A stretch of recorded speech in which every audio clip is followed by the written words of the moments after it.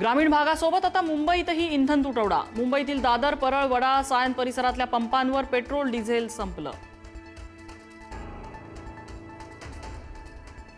देशभरात पेट्रोल आणि डिझेलच्या दरात पुन्हा वाढ। पेट्रोलच्या दरात ₹2.61, डिझेलच्या दरात ₹2.71 वाढ। मागील 12 दिवसात चौथ्यांदा इंधन दरवाढ।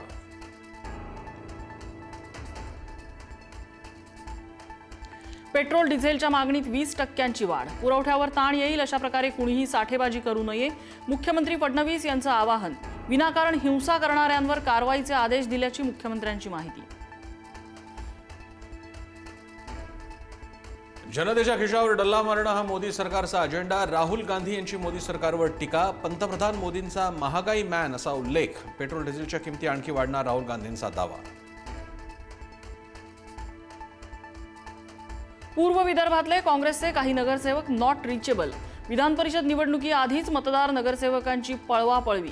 काँग्रेस नगरसेवक भाजपच्या संपर्कात असल्याची माहिती।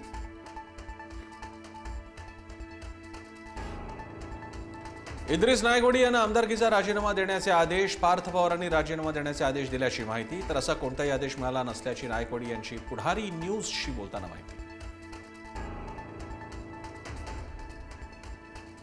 नीट पेपरफुटी प्रकरणातील आरोपी मनीषा हवालदारला 6 दिवसांची सीबीआय कोठडी। प्रश्न पुरवल्याच्या बदल्यात हवालदारने रोख रक्कम स्वीकारल्याचं उघड। शिकूया AI ची क्रांती, चला करूया MSCIT।